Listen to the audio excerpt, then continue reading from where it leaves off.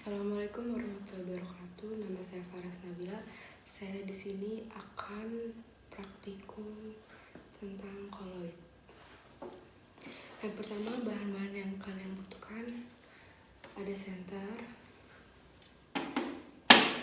ada air, ada gelas, 3 gelas, ada gula, ada susu bubuk, ada kopi, dan sendok. Pertama-tama kita campurkan gula dengan air.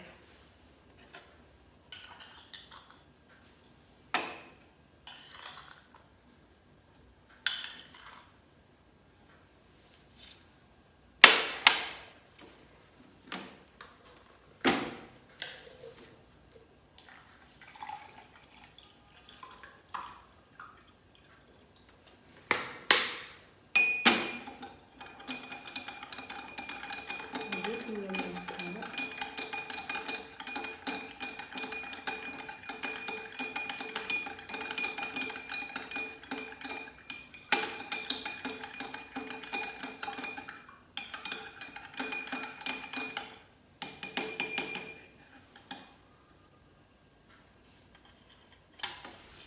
Yang kedua, kita campurkan susu bubuk dengan air.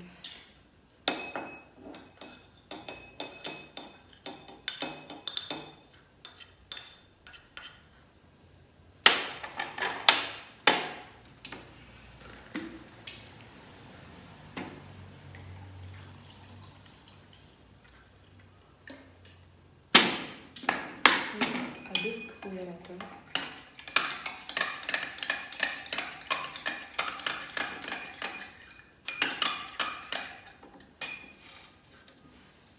Dan yang ketiga, kita campurkan kopi bubuk dengan air.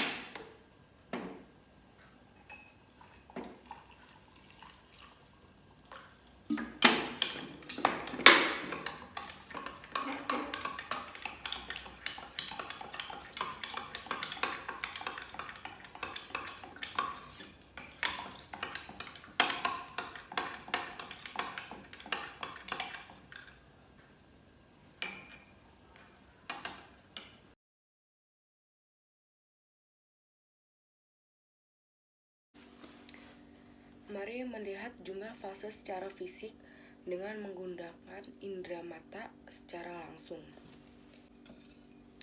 Yang pertama, hanya terdapat satu fase homogen yang jernih dan stabil. Di sini tidak terjadi pemisahan ataupun endapan. Dan yang kedua, tampak terjadi hanya satu fase meskipun sebenarnya ada 2 fase atau lebih.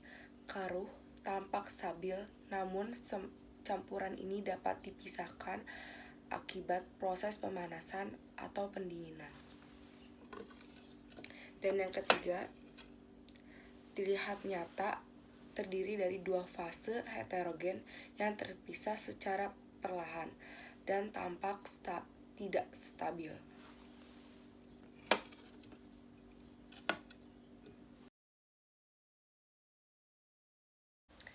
Saya di sini akan memberikan contoh jenis-jenis koloid. Ada koloid zat padat. Dan yang kedua ada sol. Dan yang ketiga ada aerosol padat. Koloid zat padat contohnya yaitu gelas kaca berwarna. Dan yang kedua ada sol. Sol itu contohnya tinta. Dan yang ketiga ada aerosol padat. contohnya debu. Di sini saya akan memberi contoh yang cair, yaitu pertama ada emosi padat, yaitu contohnya mentega. Dan yang kedua ada emosi, contohnya yaitu air susu.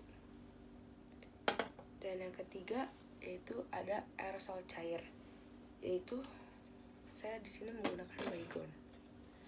Nah, emosi padat itu contohnya mentega.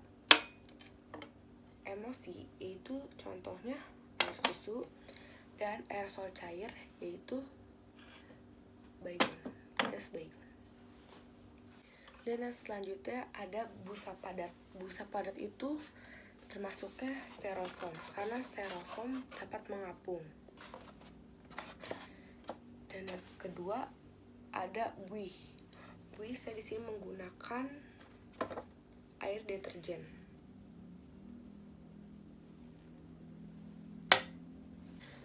Nah, styrofoam ini termasuk ke busa padat, dan deterjen ini termasuk ke buih.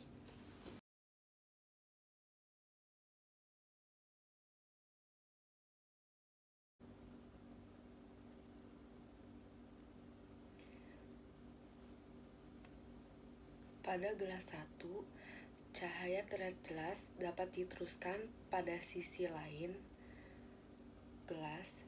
Efek tindal yang dinyatakan ini tidak tampak, merupakan sifat dari larutan.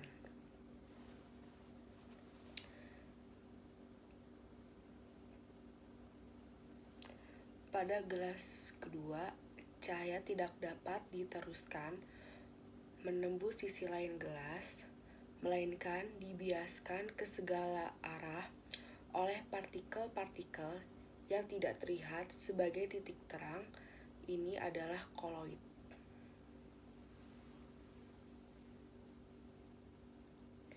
Pada gelas ketiga, cahaya dari senter tidak dapat dilewatkan pada sisi lain gelas. Ini merupakan ciri dari suspensi. Koloid mempunyai beberapa sifat, di antaranya yaitu gerak Brown, efek tindal, absorpsi, elektroforesis, koagulasi, koloid liofil dan liofob, koloid pelindung, dan dialisis. Pembuatan koloid terbagi menjadi dua cara, yaitu cara kondensasi dan cara dispensi. Cara kondensasi terbagi menjadi 3 reaksi, yaitu yang pertama reaksi hidrolisis, yang kedua reaksi redoks, dan yang ketiga pertukaran pelarut. Cara dispensi terbagi menjadi 4, yaitu cara mekanik, cara peptisasi, cara busur Bredig, dan homogenesis.